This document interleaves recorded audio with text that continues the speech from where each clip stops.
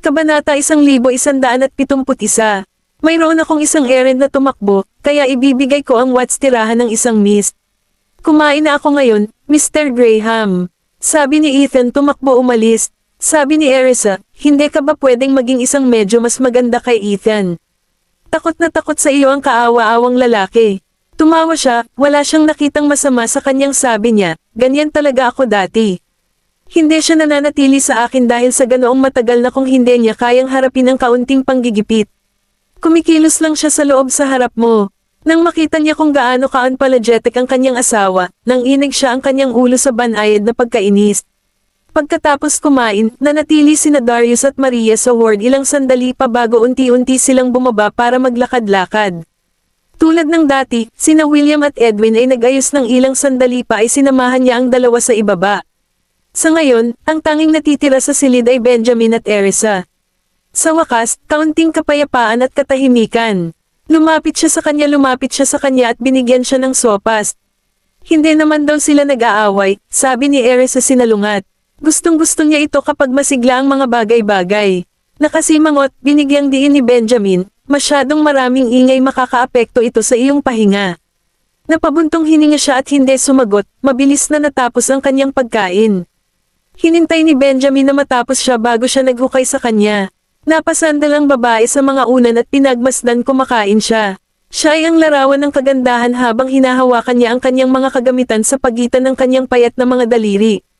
Halos ginawa niyang maayos ang pagkain sa isang word pagkain. Napatingin sa kanya si Erisa nang walang kahihiyan, at nakangiti nilalaro niya ang kanyang mga labi habang hinahawakan niya ang mga nakaukit na hitsura nito. Nang maramdaman niya ang matinding pagtingin sa kanya, tumangala si Benjamin nakita niya ang kanyang mga mata, nakangiti. Tulad ng nakikita mo, dumadaloy ang dugo sa kanyang mga pisngi, at kumikislap ang kanyang mga mata habang siya ay nag-quip, "Mer. Okay lang." Oh, nagkunwaring hindi siya nakontento. Kung ang mukha ko na ito okay lang yan, kung gayon ang karamihan sa mga tao sa mundong ito ay dapat nakasuklam-suklam. Kumunat ang noo ni Erisa. Magtiwala sa kanya maging napaka-narcissistic. Muli, inaamin niya na mayroon siyang lahat tama na lang na magtiwala siya sa itsura niya. Hanggang ngayon ay wala pa rin siyang nakitang mas gwapo pa kay Benjamin. Alam ng langit kung gaano karaming mga kababaihan ang nag-iisip na ikaw ay maganda ang hitsura, bulong niya. Nagtaas ng kilay ang lalaki. Depende sa kanyang sagot, baka mapunta lang siya sa magulong tubig. Ang kanyang mga likas na kaligtasan ay nagsisipa habang siya ay nagpapahinga mahinahon. Honey, wala akong pakialam kung ano ang iniisip ng ibang mga kababaihan, ako. Huwag mo silang pabayaan kahit isang sulyap. Ang iyong opinyon ay ang isa lang ang mahalaga sa akin. Saglit siyang tiningnan ni Erisa at mamulong, maging ganoon sa totoo lang, hindi ka na mapipigilan ng mga babae na ihagis ang kanilang sarili sa iyo. Dapat ko bang sirain ang aking sarili, kung gayon? Nag-iingat niyang tanong. Paf, tumawa siya bago pa man siya tumigil ang kanyang sarili. Biglang lumipad ang kamay niya papunta sa kanyang tiyan. Pagkatapos ng lahat, ang labis na pagtawa ay magiging sanhi ng kanyang hindi komportable ang tiyan na lumala. Natakot si Benjamin nang makita niyang hinahaplos nito ang kanyang tiyan. Mabilis niyang ibinaba ang kanyang mga kagamitan at sinimulan niyang kuskusin ang mga nakapapawi na bilog sa kanya tiyan. Masakit ba? Hindi, ayos lang ako. Huwag kang mag-alala tungkol sa akin. Tapusin ang iyong bago pa man lumamig ang pagkain. Pagtitiyak ni Erisa, tiningnan niya ito ng ilang sandali, at pagkatapos ay sigurado siyang maayos siya, nagpatuloy siya sa pagkain ng maluwag. Hinawakan niya ang kanyang napakagandang mukha, ang napili ng mga tagahanga, it would be a crime to pinpinsala ang magandang mukha na ito. Kung sasabihin mo iyon, napatingin siya sa kanya na may kasamang nakakatawa ng ngiti. Tumawa siya, Benjamin Graham, ikaw ay pagkuhan ng mas mahusay sa buong kajolang bagay na ito. Panipi, naaalala pa rin niya kung gaano siya kalamig at malayo noong una silang nagkita, hindi nabanggitin ang sarcastic at matalim na dila. Tila hinawakan niya ito sa ganoong kalungkutan pagkatapos, ngunit ngayon, ibig kong sabihin ang sinabi ko, time niyang argumento. Ako hindi ko lang sinusubukang ikajol ka. Naramdaman ni Erisa ang init sa kanya. Naniniwala siya sinasadya niya ang bawat salitang sinabi niya. Natutuwa ako na nakilala kita. Ginawa niya itong pinakamasayang babae sa buong mundo. Hinaplos ni Benjamin ang dulo ng kanyang ilong magiliw. Bakit bigla kang na-emotional? Nakakalungkot isipin na ang mga ito, sagot niya isang ngiti. Sa mga sandaling iyon, siya lang ang nakikita niya. Sige, tumango siya, nasisiyahan din. Ito ang buhay ay nagkakahalaga ng pamumuhay sa paligid mo. Pagkatapos ay pinagmasdan niya itong kumain at naghintay hanggang sa siya ay bago ko siya tanungin tungkol kay Julian. Kabanata 1172. Akala ko ba ikaw ang nag-aalaga kay Julian? Tanong ni Erisa habang iniabot niya kay Benjamin ang isang tisyo. Hinawakan niya ang kanyang ulo. Tinuruan ko siya ng leksyon at binigay niya sa iyo ang kumpanya. Bumaba ang kanyang panga at itinuro niya ang kanyang sarili. Ako, para sa tunay, sa totoo lang, medyo nag-aalinlangan siya, dahil alam niya gaano kalaki ang kahulugan ng negosyo ng pamilya para kay Julian at sa kanyang ama. Inayos ni Benjamin ang overbed table at inilagay dagdag pa niya, binigyan ko siya ng 2 pagpipilian. Baka mawalan siya ng kamay o kaya naman ay isuko na ang kumpanya. Kahit na ang negosyo ay walang kabuluhan, maaari mo pa ring ibalik mo na lang sa tamang landas kung itali mo ang lahat ng maluwag na dulo. Napabuntong hininga si Erisa. Bakit mo siya pinapirmahan isang walang kabuluhan na kumpanya sa akin sa simula pa lang?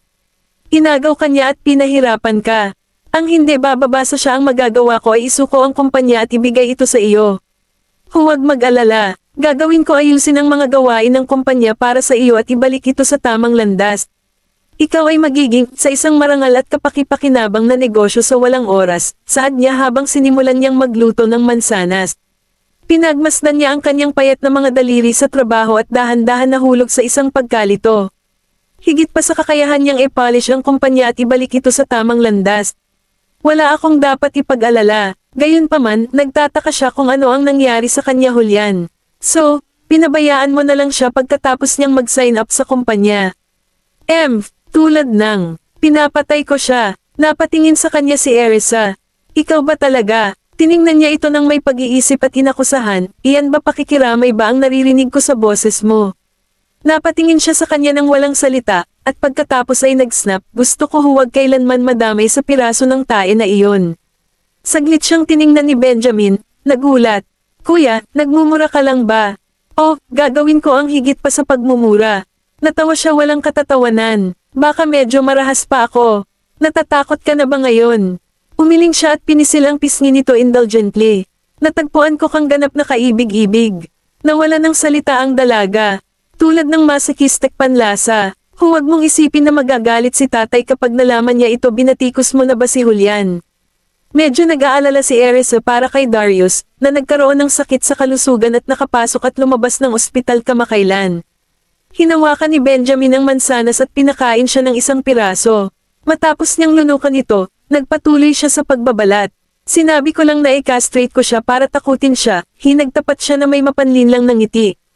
Kasi, hindi naman ako nag-e-enjoy sa kanya, alinman. Ano pa ba ang ginawa mo? Nagtataka siyang nag-iisa. Nagpa-vasectomy ako sa kanya ni Sean. Siya ay gayon natatakot siyang mawala ng malay, sabi niya sa mababang tinig, na sumisid sa mga detalye ng ang duwag ni Julian. Noong una ay nagulat si Erisa ngunit sumunod ay nag-crack pangalawa. Pinaglilingkuran siya ng tama. Hindi naman siguro nakita ni Julian ang titi ni Benjamin panlilin lang darating.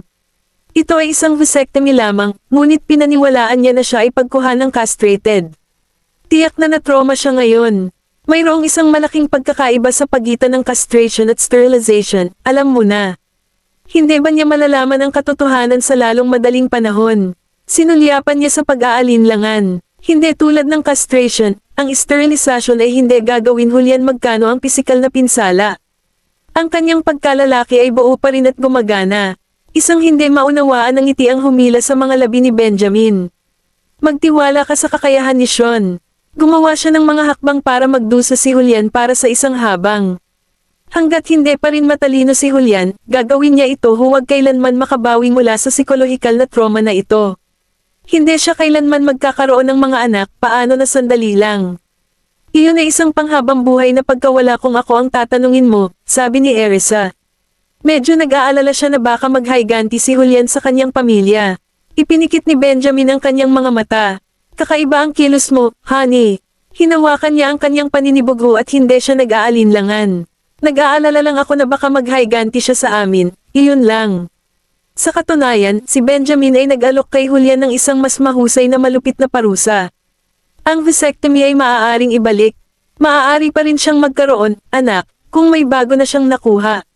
Bagamat si Benjamin ay hindi gumamit ng matinding anyol ng parusa, naantig pa rin si Erisa na tinuruan niya si Julian ng leksyon para sa kanya sake.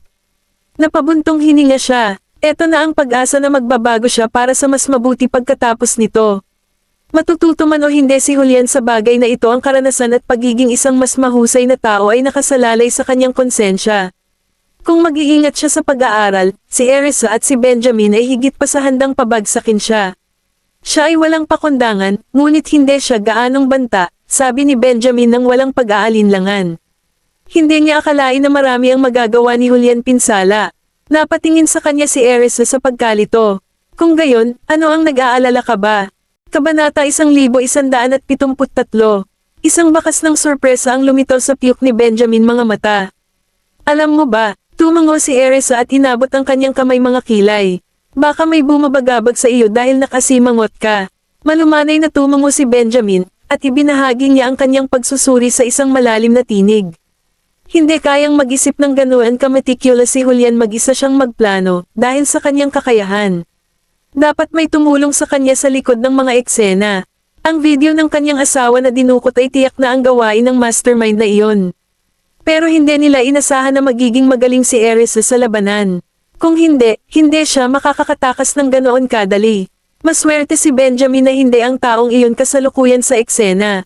Tiningnan mo ba yan? Naisip ni Erisa ang tungkol sa mga nakaraan at sumunod na insidente, at tila ang mga taong dinukot parang hindi siya gaanong pamilyar kay Julian. Umiling si Benjamin. Hindi naman ako nag-iimbestiga, Julian. Walang alinlangang makikita siyang muli ng taong iyon mula nang mabaigo ang kidnapping sa pagkakataong ito. Inayos na niya ang isang tao na mag-aasikaso lihim na paggalaw ni Julian. Sa wakas ay mapapanood na rin ang Pangulo kung nakipag-ugnayan sa kanya si Julian. Naririnig ko ang mga taong nag-uusap ng kami ay nasa loob ang bodega. Tila hindi sila nawawala. Kilalanin si Julian. Maaari ba silang matanggap? Siguro tayo maaari kang mag-ipon ng ilang kapaki-pakinabang na impormasyon mula sa mga taong ito.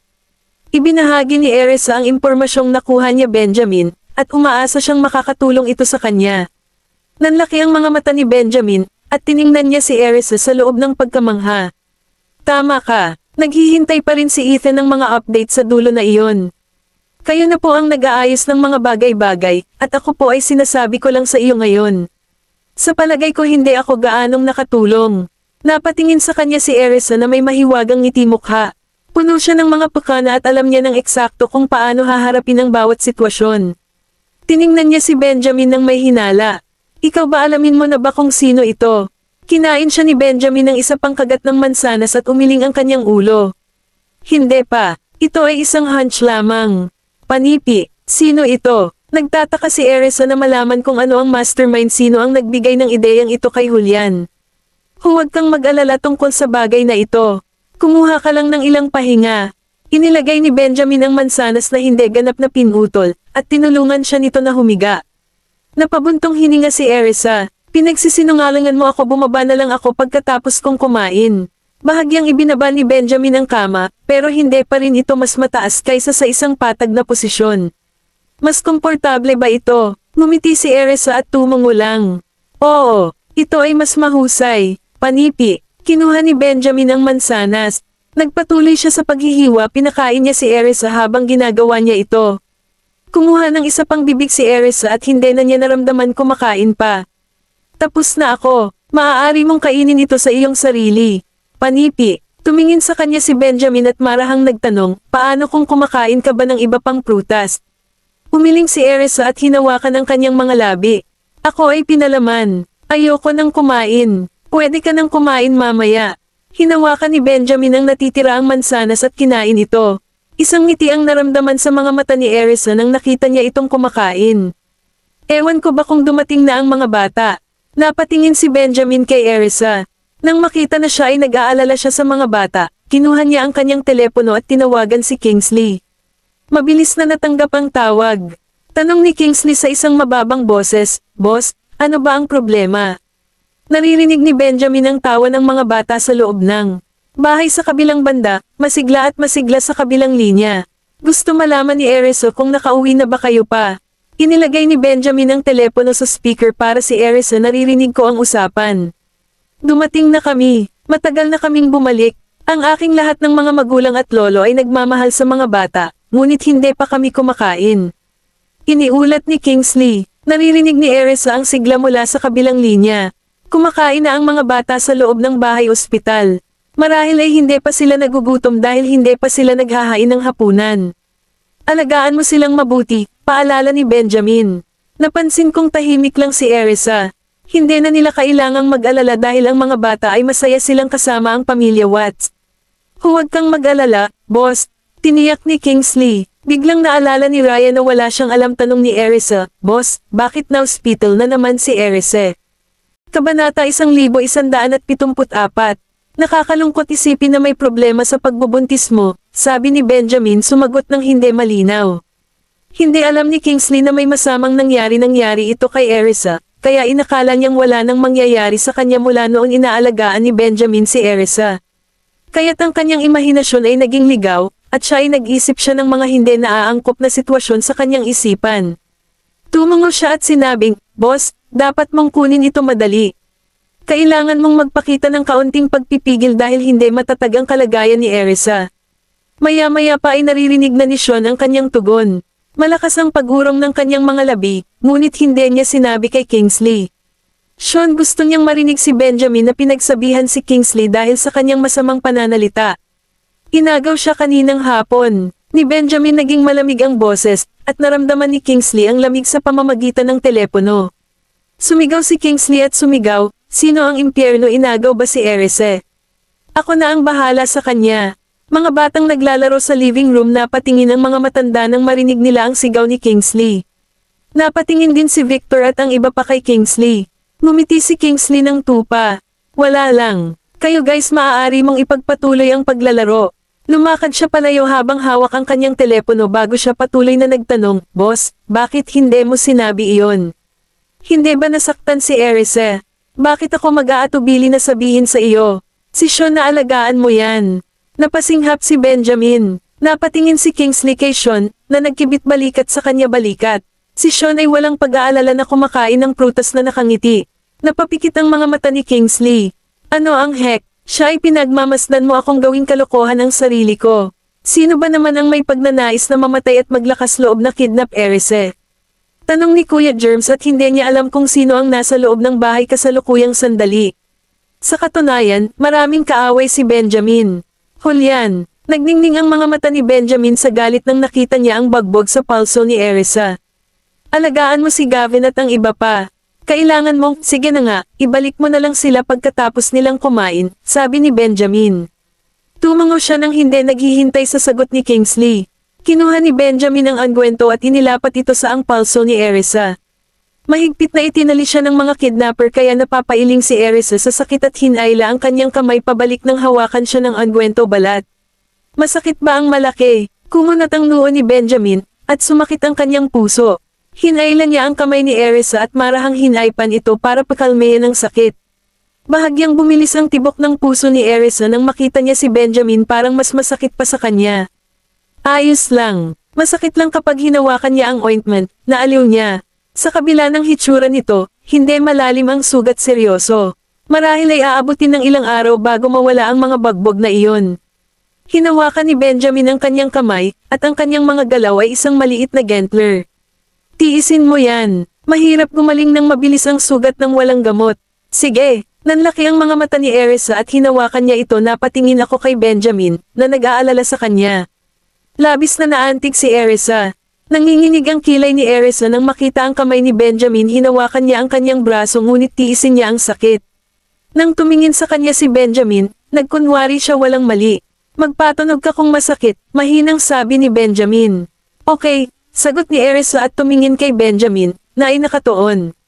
Tiningnan ni Benjamin ang kanyang bukong-bukong nang matapos siyang panasan pamahid sa mga bagbog sa kanyang palso. Nagpatuloy siya sa paglalagay ng ointment. Doon nang napansin din niya na may mga butas na nararamdaman. Dahil ang mga sugat sa kanyang bukong-bukong ay hindi kasing tindi ng sa mga nasa palso niya, hindi nakaranas ng anumang kakulangan sa ginhawa si Erisa nang mag-apply siya ang pamahid. Masakit ba? Tanong ulit ni Benjamin. Umiling si Erisa. Hindi naman masakit ang paa ko. Unahin mo muna ang sarili mong kaligtasan kung makukuha mo sa gayong sitwasyon sa hinaharap. Kung kaya mong hintayin ang aking kaligtasan, pagkatapos ay maghintay. Huwag kang mag-alala, nakangiting sabi ni Benjamin sa kanya mga kilay. Siguradong hihintayin siya ng mga kidnapper dumating sila dahil ang layunin nila ay bantaan siya. Kaya't si Erisa ay hindi makapasok panganib hanggat hindi niya sila naiinis. Mabuti na lang at wala silang baril sa pagkakataong ito. Kung hindi, mas mapanganib pa sana si Erisa, at sana ay ganoon na mas mahirap para sa kanya na makatakas. Maaari kong protektahan ang aking sarili. Gusto kong tumakas dahil ako nakaramdam ng tiwala sa sarili. Hindi ko kayang manatili sa kanilang kontrol at hayaan silang gamitin ako na ang bahala sa iyo. Sino ang nakakaalam kung ano ang kayang gawin ng mga taong ito? Sinulyapan ni Erisa si Benjamin at Bamulong, isa sa mga kahit na ang mga kidnappers ay nais na sirain ako. Kabanata 1175. Isang malamig at mapang-akit na intensyon ang kumikislap sa loob ng tiyuk ni Benjamin mga mata. Alin ang isa? Parang masyado akong maawin at maging mapagpakumbaba sa pakikitungo sa mga taong iyon. Hindi ako makapaniwala na may naglakas loob na hawakan mga maling intensyon sa kanya. Isang mapang-akit na lalaki na may baluktot na bibig. Inilarawan ni Erisa ang tao. Malamang na ang lalaking iyon ay mag-aaksaya sa kanya kung ito ay hindi dahil sa ibang pumipigil sa kanya, pati na rin ang napapanahong pagdating ni Julian. Hindi na inosente at walang mundo na babae si Erisa, nagpapakita ito ng awa sa mga gustong saktan siya. Sino man ang nasaktan ngayon ay haharapin na ni Erisa ang kanyang paghihiganti. Bukod pa rito, nangangailangan ito ng matinding pagkilos upang harapin mga kasuklam-suklam na tao. Honey, huwag kang mag-alala. Ako ang bahala sa mga taong ito para sa iyo. Mahigpit na niyakap siya ni Benjamin at labis na humingi ng paumanhin. Kaawa-awang ikaw, marami na akong pinagdaanan ngayong araw. Hinawakan ni Erisa ang kanyang mga kamay sa kanyang baywang at binalot siya ng kaligtasan. Ayos lang. Hindi ako mahiyain. Hindi ako magiging baka, hindi ako buntis kung hindi ako buntis. Sa mga taong tulad ni Julian, ang mga taong ito hindi naman ako ang magiging kalaban ko, may kumpiyansa niyang idinagdag. Binigyan sana ni Erisa ng magandang bagbog ang mga taong ito kung hindi dahil sa kanyang hindi matatag na pagbubuntis, na pumipigil sa kanya na maging walang pakundangan at paggamit ng karahasan. Ipinagmamalaki siya ni Benjamin at ibinaba niya ang kanyang ulo upang halikan ang kanyang noo. Honey, kamangha-mangha ka talaga.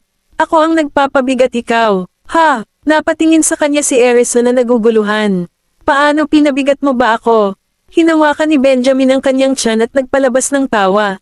Hindi ba't ito ang dahilan? Kasalanan ko ang lahat. Tumango si Erisa at inabot ang kanyang kamay para ipisil ang kanyang mukha. Kailangan kong magturo sa iyo ng leksyon dahil hindi ko sila magagawa ngayon, gawin ito sa aking sarili. Walang problema. Natagpuan ni Benjamin ang kanyang sarili sa mataas na mga espirito. Sa katunayan, bihirang humingi ng tulong si Erisa, kaya determinado siyang upang gawin iyon. Biglang naalala ni Erisa na ang mga taong iyon ay dinala ang lahat sa istasyon ng pulisya. Hinawakan niya ang kanyang noo at nagtanong, sila ay lahat sa istasyon ng pulisya. Paano mo sila tuturuan ng leksyon? Hinawakan ni Benjamin ang kanyang ilong, at may sarili siyang plano. Hindi iyon problema, mayroon akong mga paraan. Alam ni Erisa na marami siyang estratehiya. Lumapit siya sa kanya at kumuha ng kaunting malalim na amoy ng kanyang amoy. Tapos ka na ba sa pag-aasikaso sa mga problema ng kumpanya mo? Alam ni Erisa na tiyak na labis na nag-aalala si Benjamin nang malaman niya ito ay nawala. Maaari kong hawakan ang mga ito mamaya. Hindi ito kagyat. Hinaplos ni Benjamin ang kanyang ulo at sinamahan siya sandali. Si Erisa ay nasa kulungan pa rin. Hinawakan siya ni Benjamin, unti-unti na siyang nakaramdam ng kamay at medyo nakaramdam siya ng antok. Benjamin, nakakatulog na ako, bulong niya. Magpatuloy. Narito ako. Hinalikan ni Benjamin ang noo niya, tinakpan niya ito ng kumot. Bahagyang binuksan ni Erisa ang kanyang mga mata para tumingin sa kanya at mahinang bulong niya, pero hindi pa ako naligo. Ibinaba ni Benjamin ang kanyang tingin at hinawakan ang pisngi nito mapagmahal. Matutulungan ko ba kayong pababayaan? Hindi matatag ang pagbubuntis ni Erisa, kaya ayaw niya siya ay gumagalaw sa paligid ng masyadong maraming. Okay, nakangiting sagot ni Erisa. Hindi ito ang unang pagkakataon na tinulungan niya ito ganito, kaya wala itong pagkakaiba. Maaari kang humiga ng kaunti. Pupunta ako sa pagkuha ng ilang tubig. Tumayo si Benjamin at nagtungo sa pintuan. Inutusan niya ang bodyguard sa pasukan ay hindi papayag ang pumasok ang sinuman bago i-lock ang pinto. Nagtungo si Benjamin sa banyo para kumuha ng tubig para kay Erisa. Binago rin ni Benjamin si Erisa sa isang malinis na hanay ng mga pajama na dinala niya nang umuwi siya kanina. Masarap ang pakiramdam ni Erisa na nakasuot ng sarili niyang pajama. Pwede ka nang matulog ngayon. Tinulungan siya ni Benjamin na magsinungaling bumaba at ayusin ang kama sa isang patag na posisyon. Pinagmasdan siya ni Erisa na abala sa paligid, at nahulog siya natutulog sa lalong madaling panahon. Matapos ang kanilang paglalakad, naglakad sina Darius at Maria sa itaas. Gusto nilang pumasok sa loob ng ward ngunit pinigilan sila ng mga bodyguard sa pintuan. Ano ang ginagawa mo? Napatingin si Darius sa dalawang mga bodyguard. Sinabi lang sa amin ni Mr. Graham na huwag hayaang pabayaan ng sinuman. Sige na nga, nakangiting sagot ng bodyguard. Nagpalitan ng tingin sina Darius at Maria. Maaari ba siyang maging natutulog na ba? Hindi sigurado si Maria sa sitwasyon sa loob. Nakatulog na ba siya ng maaga? Kabanata 1176. Bumukas ang pinto at lumabas si Benjamin habang dalawang matanda ang nag-iisip tungkol sa nangyari. Dad, umalis ka na at magpahinga ka na. Siya ay may nakatulog na. Lola, dapat magpahinga ka rin ng maaga, sabi ni Benjamin. Sumilip sina Darius at Maria sa loob at nakita nila na si Erisa natutulog sila, kaya hindi sila pumasok. Sige, babalik muna ako sa ward ko. Mayroon kang, huwag kang mag-alala, paalala ni Darius sa kanya bago siya tumalikod bumalik sa kanyang ward. Benjamin, paano kung ako ang mag-aalaga sa iyo ngayong gabi? Nag-alok si Maria ng tulong dahil nag-aalala siya na baka pagod na pagod si Benjamin. Okay lang po, Lola. Magiging mas madali ito minsan tapos na ang kanyang drip. Mananatili ako sa kanya. Pwede ka nang magpahinga muna. Huwag mag-alala tungkol sa kanya, kung hindi, mag-aalala siya tungkol sa iyo kapag nalaman niya ito narito ka. Inutusan ni Benjamin si Edwin na ibalik si Mary sa kanyang ward. Hindi ko na kailangan pang sumama sa akin si Edwin. Kaya ko bumalik ka ng mag-isa. Siya ay medyo abala. Hinawakan ni Maria ang kanyang kamay at bumalik sa ang kanyang ward nag-iisa. Edwin, pwede ka ring bumalik. Okay lang kami dito, sabi ni Benjamin. Tumango si Edwin. Sir, papasok na po ako at papasok na po ako isang bagay. Pumasok si Edwin sa kwarto at inayos ang pagkain lalagyan. Gusto niyang ibalik ang damit ni Erisa para maghugas nang mapansin niya inutusan siya ni Benjamin, pero inutusan siya ni Benjamin. Hindi na kailangan pang ibalik ang damit niya para sa kanya oras na. Maaari mo na lang silang iwanan dito. Nang bumalik si Gavin at ang iba pa ngayong gabi, kailangan kong mag-abala sa iyo para alagaan sila, sabi ni Benjamin. Mr. Graham, huwag po kayong mag-alala tungkol sa mga bata. Aalagaan ko sila ng mabuti. Pwede ka nang magstay dito at makasama si Mrs. Graham. Sabihin mo sa akin kung may kailangan ka, at dadalhin ko ito para sa iyo. Sagot niya habang inaayos ang mga gamit na kanyang inaayos. Sige, ibabalik ka na ng driver. Sagot naman ni Benjamin. Naglakad siya papunta sa tabi ng kama, tiningnan ang drip bottle. Sinulyapan ni Edwin sina Benjamin at Erisa kanina lumabas siya. Tinulungan din niya itong isara ang pinto nang makalabas siya. Nanatili si Benjamin sa tabi ni Erisa habang nag-aasikaso ang kanyang trabaho. Hindi pa niya napag-uusapan ang isyu ng mga kidnapper. Kinailangan pang hintayin ni Benjamin si Sean bumalik sa ospital at bantayan si Erisa bago siya makaalis kapayapaan ng isip. Sa mga sandaling iyon ay nag-dinner na si Sean sa tirahan ng Watts. Naging masigla ang lugar nang dumating ang mga bata. Lahat ay nakatutok sa 6 na kaibig-ibig. Mga bata sa hapagkainan. Lahat sila ay nais na pakainin sila ng pinakamasarap na pagkain.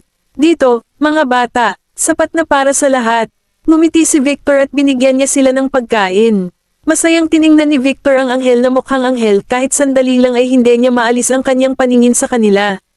Salamat, old Mr. Watts. Ang 6 na anak, sa pangunguna ni Gavin, magalang na nagpasalamat sa kanya. Napabuntong hininga si Victor at talagang tuwang-tuwa siya. Mas matanda ako sa lolo mo. Ito ay isang panalo para sa akin. Panipi, natagpuan ng mga bata ang kanyang mga salita na nakakatawa. Binibigyan din nila ng pagkain ng mga bata, at nakikipagkompetensya sila para makuha ang atensyon ng mga bata. Nang makita ang tagpong ito, talagang humanga si Kingsley kasama si Erisa. Ang kanyang diskarte ay gumagana tulad ng isang anting-anteng. Walang panahon ang lahat para magbayad ng pansin, sa ngayon ay naaagawan na niya ang atensyon ng mga bata. Natawa si Kingsley ng maingat at sinikap na magsinungaling mababa. Hindi siya sumama at tahimik na kumain ng kanyang pagkain sa isang sulok ng kainan. Talahan na yan. Napatingin si Sean sa mga taong nakapaligid sa mga bata at ngumiti. Paano mo nalaman na dinala mo sila rito para sa isang pagkain? Napatingin sa kanya si Kingsley at bamulong, ito ay tanggalin ang atensyon ni Lolo at ng iba pa. Ang mga ito ay, pinipilit mo akong mag-blind date. Hindi makapagsalita si Sean. Tumigil ka na sa pagsasalita. Kumain ng higit pa. Mabilis na pumili si Kingsley, hinawakan niya ang kanyang titidor at nagpatuloy sa pagkain. Wala nang maiiwan kung hindi siya magmadali. Inalis lang ni Gerald ang plato ng chicken wings nang malapit na itong maabot ng tinidor ni Kingsley. Hinati ito ni Gerald sa 6 mga bata. Dad, gusto ko ring kainin yan. Nagprotesta si Kingsley sa mababang tinig. Hindi siya narinig ni Gerald.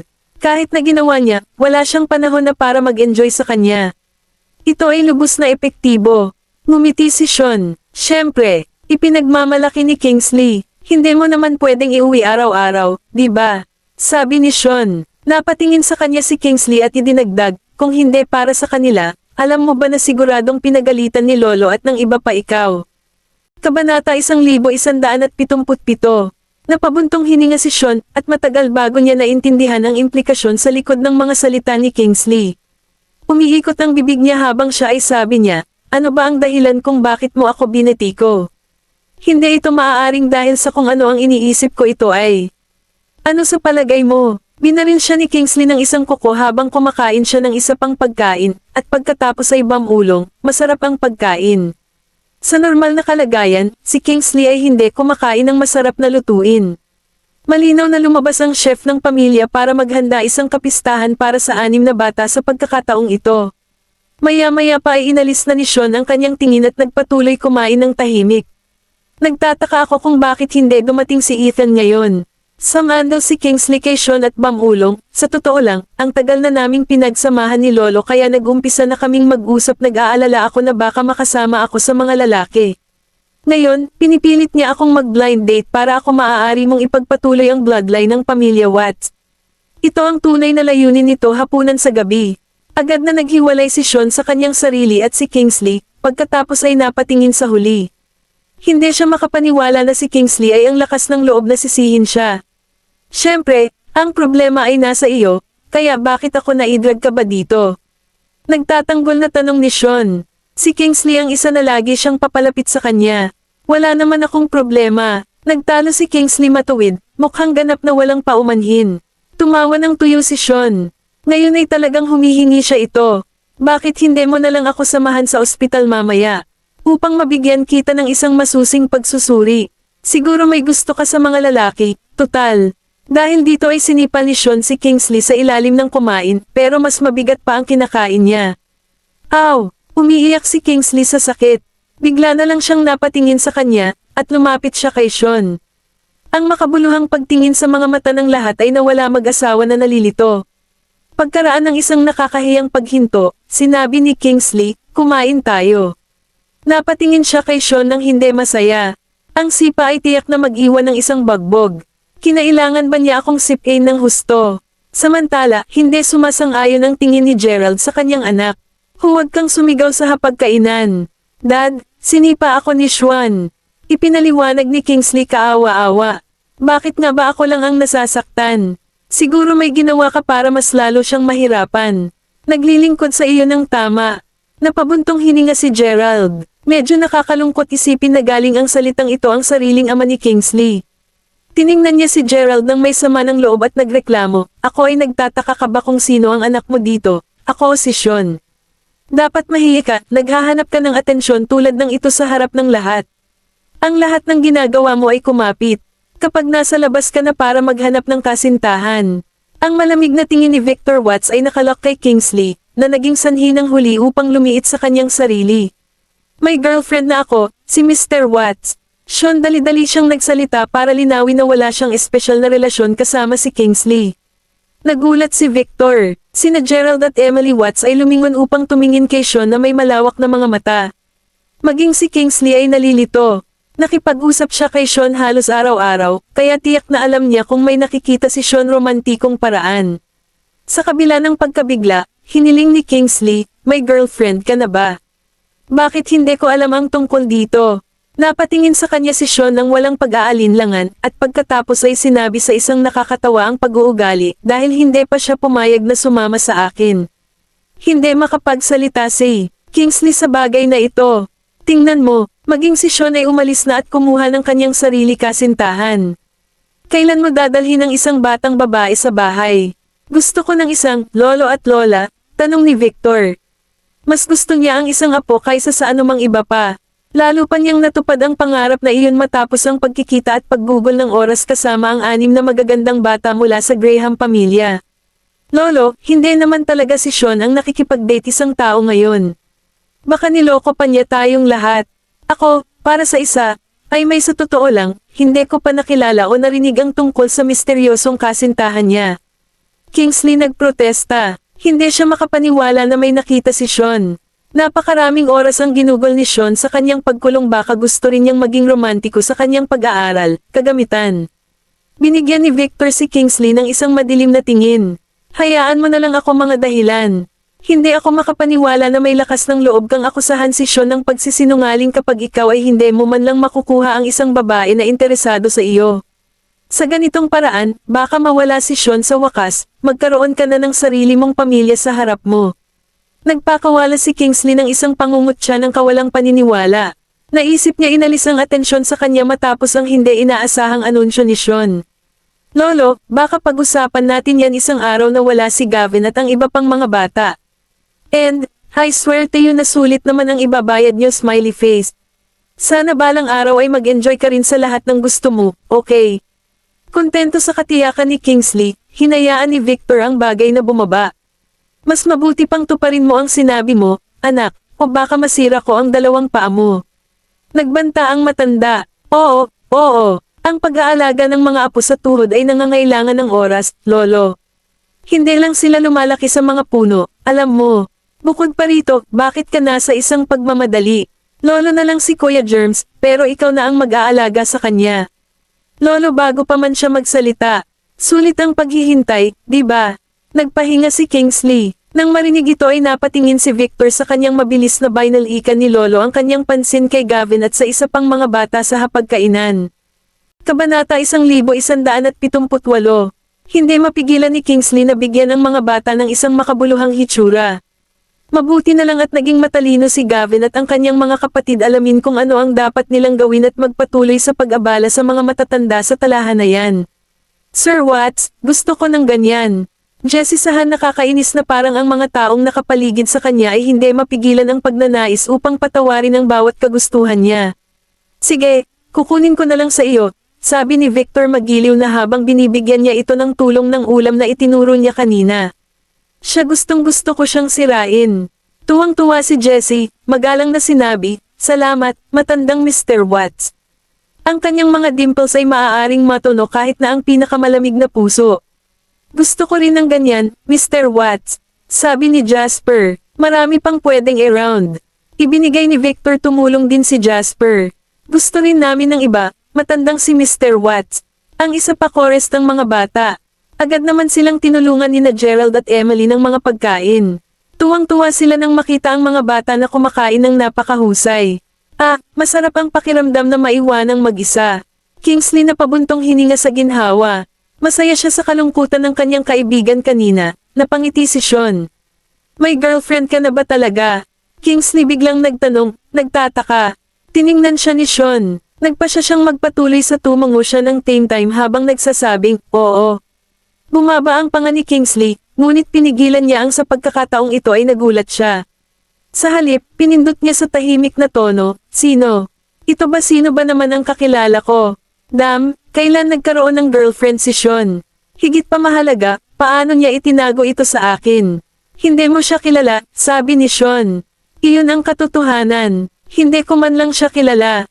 Sabay tayong lumabas minsan." Kumbinsido, mapaglarong tinulak ni Kingsley si Sean at sinabing, "Wow, hindi ako makapaniwala na mayroon kang ilang kahit na ginugugol mo ang iyong mga araw sa pamumuhay sa iyong lab. Hindi mo nakikita galing ka sa trabaho, di ba? Isang doktor o isang nurse sa ospital, marahil. Ngayon, ito ay magiging isang kapanipaniwala na teorya. Kung tutuusin, sino pa ba ang magtatawid ng landas kay Sean araw-araw maliban sa mga nagtatrabaho sa ospital? Hindi sumagot si Sean at nagpatuloy sa pagkain, umalis na si Kingsley ay gumawa ng kanyang sariling mga hula. Pagkatapos ng hapunan, hindi na makapaghintay ang mga matatanda na gumastos kasama ang 6 na bata, na hindi pinabayaan si Kingsley at pinabayaan ang lahat masayang abala. Tuwang-tuwa sila na nakatanggap sila ng mga reg-along pera, masyadong.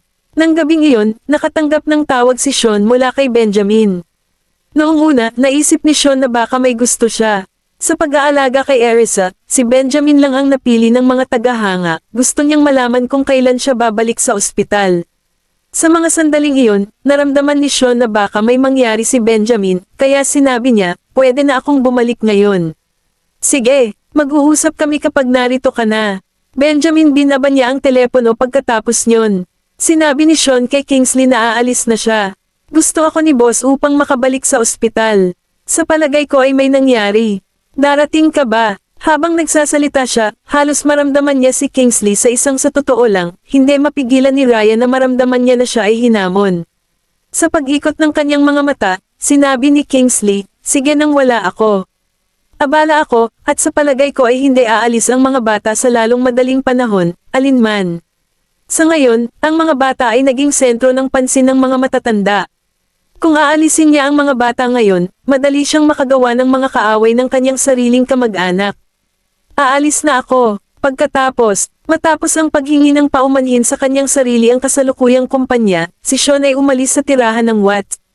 Makalipas ang ilang sandali, tiningnan ni Kingsley ang oras at nagpipe sabi ni Lolo, sabi ko kay Lolo, ipapauwi ko na lang ang mga bata sa bahay tiyak na oras. Hinawakan ni Victor si Jessie sa kanyang kandangan, at nag-aatubili siya upang makita ang mga bata na umalis. Tanungin mo si Benjamin kung pwede bang manatili ang mga bata para sa ang gabi. Pwede ko pa silang ihatid sa eskwelahan bukas dahil malapit na ito. Sa pamamagitan ng, sa katunayan, mas malapit ang bahay ni Watts sa paaralan ng mga bata kaysa sa Yaleview. Napatingin si Kingsley sa kanyang lolo habang umiikot ito ang kanyang mga labi.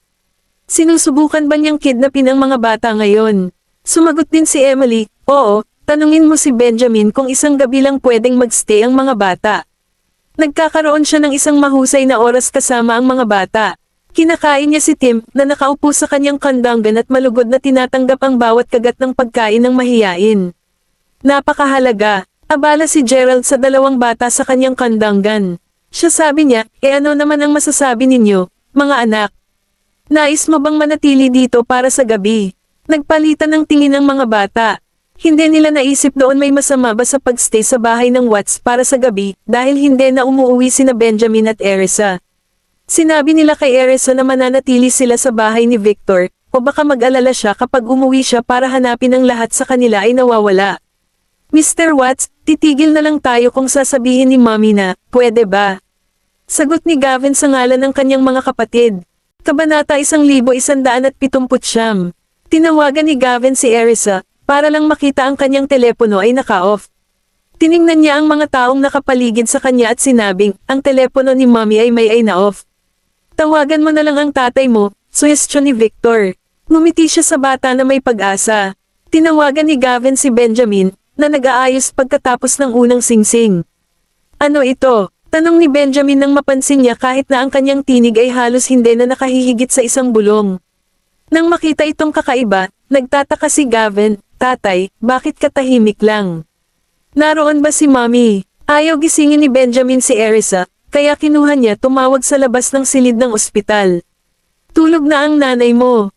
Bakit ka naghahanap ka ba sa kanya? Tanong niya sa normal niyang tinig matapos niyang isara ang pinto sa likod niya. Gusto ni Mr. Watts na manatili tayo para sa gabi na, okay lang ba? Tanong ni Gavin. Hindi niya kayang humingi ng pahintulot kay Erisa sa halip, kailangan niyang mag-ayos para sa pagsang-ayon ni Benjamin. Nakatayo si Benjamin sa koridor habang pinag-iisipan niya ito. Hindi niya napigilan ang kanyang mga anak na matulog sa bahay ni Victor. Gawin lahat ba kayo ay nais na manatili sa bahay ng Watts? Napabuntong hininga si Gavin. Oo, kahit na tayo'y bumalik, sa bahay, wala kayo ni Mommy. Naisip namin na manatili kami dito. Lahat okay lang naman sa iyo, at sa ganitong paraan, ikaw at si Mommy ay hindi na kailangang mag-alala tungkol dito sa amin. Napakunot ang noo ni Benjamin. Akala ko wala sa inyo magpalit ng damit. Si Edwin ay malamang na.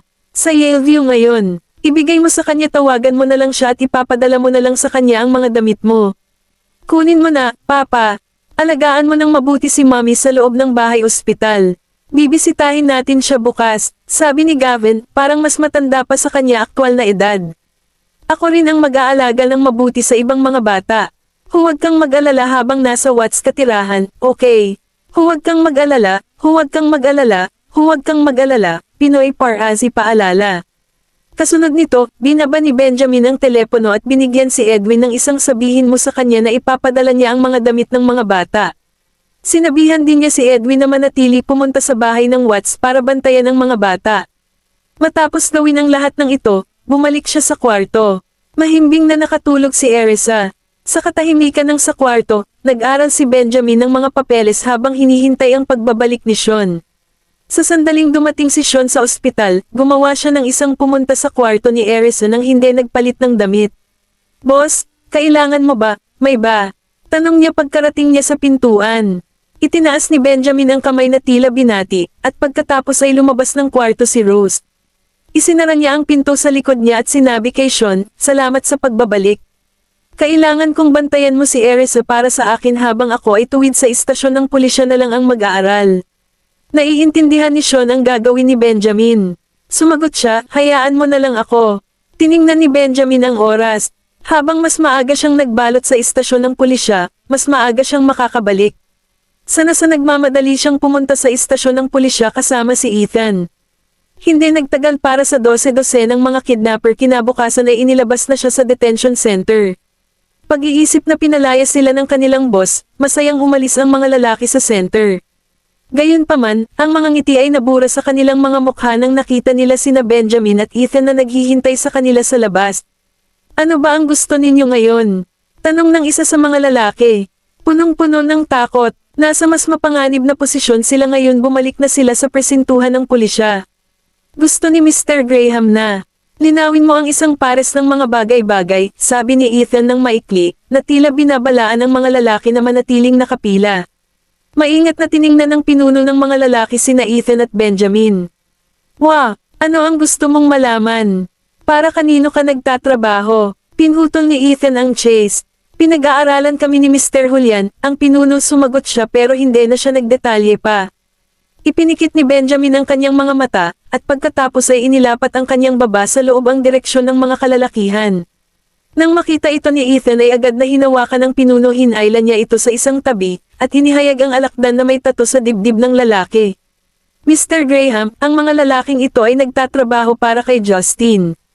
Ethan, hinawakan niya ang lalaki sa pagkasuklam. Ngayon na ang kanyang takip ay pumutok, ang lalaking ang t-shirt ay nahulog ng walang pag-aalinlangan. Napatingin siya kina Ethan at Benjamin sa takot. Ang taong iyon napakabilis ng pagkilos ko kaya hindi ko man lang siya mapigilan. Isang madilim na tingin ang naramdaman sa mga mata ni Benjamin habang tiningnan niya ang mga lalaking nasa harapan niya. Sa wakas, ang kanyang mapang-akit na titig ay nahulog sa isang lalaki na may natatanging mga tampok. Hinawakan mo ang asawa ko. Parang mas masarap ang boses ni Ben, nagsasabi siya ng katotohanan kaysa mag-akusa. Nang maramdaman ng lalaking pinag-uusapan ang galit na mamamatay tao sa likod ng mga mata ni Benjamin, nanginginig siya. Ewan ko ba, hindi naman ako masyado magaling mag-artista, isang bagay na tulad nito. Ano pa ang magagawa niya kundi tanggihan? Kabanata 1180. Kumikislap ang mali siya sa mga mata ni Benjamin. Sa harap ng lalaki sa mga natatanging katangian ay maaaring mag-react, si Benjamin ay naghagis ng isang dagger sa pagitan ng ang kanyang mga binti, sinaksak siya ng patay sa crotch. Bigla na lang hinalikan ng lalaki si Benjamin sa kakilakilabot. Isang malakas na sigaw ang pumupuno sa hangin sa susunod na pangalawa. Arg! Ang 12 ng mga kidnapper ay nalulungkot. Ang takot malinaw na nakasulat sa kanilang mga mukha si Benjamin. Ang ilan sa kanila ay basa pa ang kanilang pantalon. Ikaw, hindi naglakas loob na magsalita ang pinuno. Nakakatakot na makilala si Benjamin, at ang pag-aalaga sa kanyang asawa ay upang hanapin ang kamatayan. Matapos masaksihan ang galit ni Benjamin, hindi na napigilan ng pinuno isang milagro na buhay pa rin siya at ang kanyang mga tauhan. Sa kasalukuyan, ang tingin ni Benjamin ay mabagyo habang siya ay napatingin siya sa lalaking sumisigaw na dumudugo sa pagitan ng mga binti. Sino ka sa tingin mo ba ay pupunta ka at hawakan ang asawa ko? Save mo na lang ako, Mr. Graham. Bumagsak ang lalaki, pinili niyang tiisin ang di makataong sakit kung ibig sabihin nito ay makakaligtas siya. Tiningnan ni Benjamin si Ethan. Ewan ko ba, pinamunuan ni Ethan ang isang lumapit ang grupo ng mga bodyguard, at pagkatapos ay nagpatuloy sa pagbugbog sa mga kidnapper. Umalangaw-ngaw ang mga sigaw at sigaw sa buong mundo sa loob ng isang taon na ang nakalipas ay walang sino man ang nagligtas sa kanila. Ang mga pinsala na naranasan nila mula sa huling pag-ikot halos hindi na gumaling ang mga bagbog bago idinagdag ang mga bagong ito. Lahat ng magagawa nila humingi ng awa si Do. Napabuntong hininga si Benjamin habang pinagmamasdan ng marahas na makipag-away sa harap niya. Hindi nagsuntok si Ethan at ang mga bodyguard. Isang mahirap dapat magturo ng leksyon, pagkatapos ng lahat. Hanggang sa ang mga kidnapper ay tila sa wakas ay nag-sign up na si Benjamin sa kanyang mga tauhan na tumigil. Dalhin mo na lang sila sa detention center. Siguraduhin mananatiling buhay sila. Oo, Mr. Graham. Ginawa ni Ethan ang sinabi sa kanya at pinabalik nila ang mga kidnapper na ito sa daan na kanilang pinanggalingan. Sa buong paglalakbay, ang mga kidnapper ay may mga sako hinayla sa ibabaw ng kanilang mga ulo. Hindi nila alam kung paano sila nakalabas sa bilangguan sa gitna at sa likod, may bago silang natagpuan na takot para kay Benjamin. Sa ngayon, ang kanilang pinakamainam na pag-asa ay si Justin na magpadala ng isang tao upang i-bail ang mga ito. Sa kasamaang palad, ito ay tila walang iba kundi pag-iisip ng pag-iisip. Nang mapansin ni Justin na nadulas sila, nagpadala siya ng isang tao para patayin sila. Binigay lang niya ang mga utos nang dahil sa matinding pagsabog ay nahulog siya mula sa kanyang upuan. Tumayo si Justin at napatingin sa kanya, galit na galit ang mga nasa ilalim ng pintuan. Ano ang nangyayari? Maya-maya pa ay may isa pang lalaki na nag-aabang ang pinto at nagulat ng nag-aalala, Mr. Rogers, may nagpasabog lang sa iyo kotse. Justin waited. Nagmamadali siyang lumabas ng bahay, tanging upang makita ang galit na apoy at itim na usok na tumataas mula sa kanyang paboritong sports car. Sino ang gumawa nito? Sigaw niya. Mayroon bang daga sa gitna sa amin? Isang grimace ang nagbaluktot sa kanyang mga katangian. Mabilis na nagpalitan ng tingin ang kanyang mga subordinate, at pagkatapos ay sinabing, may naghagis ng bomba mula sa labas. Maya-maya pa ay may isa pang bomba na lumipad patungo sa bahay ni Justin. Makikita sa ibabaw ng ulo ni Justin ang trajectory nito. Mr. Rogers, tumakbo. Mabilis ang mga subordinate, hinayla niya si Justin palayo. Sa pamamagitan ng isang malakas na pag-ungol, sumabog ang mansyon sa likuran nila, ang mga haligi. At sinag nito ay lubos na nawasak. Hindi makapasok si Justin at ang kanyang mga kasamahan, lumipad ang mga ito at ang bigla ng bomba ay nagpalipad sa kanila. Gayunpaman, wala sa kanila nagtamo ng anumang pinsala na nagbabanta sa buhay. Dam ito, sino ang lumalabas upang kunin ako? Hinawakan ni Justin ang sarili ng may kaunting pagsisikap. Siya parang gulo, may abo sa kanyang buhok at dumi sa kanyang mukha. Kahit na ang kanyang punit-punit ang mga damit. Babala lang po ito. Anumang mas nakakatawang negosyo, hayaan mo na lang at makilala ka namin sa bahay mo. Nagsasalita si Ethan sa pamamagitan ng megaphone habang nakatayo siya sa labas ng pinsala zone, hindi sa lahat ng takot na iyon. Siya ay makikita. Sa katunayan, gusto niyang malaman ni Justin sila ang nasa likod nito. Napapikit si Justin sa kanyang mga mata, galit na galit kay Ethan katapangan. Tignan mo kung sino yon. Oo, Ginoo. Agad na tumakbo ang mga subordinate sa loob ng bahay direksyon ng tinig. Nang makita nila si Ethan, natakot sila at bumagsak. Mr. Rogers, si Ethan, ang taong nagtatrabaho para sa kanya, Benjamin Graham. Ulat nila, Benjamin Graham. Sa sobrang galit, tiningnan ni Justin ang mga guho nang naramdaman niya ang puot at napuno siya ng puot. Ang ginawa lang ng mga kalalakihan ko ay kidnapin ang kanyang asawa, at ito ang naging reaksyon naman ni Benjamin. Ang kanyang pagnanasa sa dugo ay tiyak na ibang bagay. Ang mga idiots na iyon. Napaungol si Justin. Magpaalis ka na lang ng isang tao, pumunta sa bilangguan at alagaan sila. Ayoko na silang makita pang muli. Ano ang isang grupo ng mga walang kakayahang morons? Napapikit ang mga mata ni Justin habang pinag-iisipan niya ang susunod niyang hakbang. Pinili niyang bayaran si Julian para sa lahat ang kanyang pagkawala.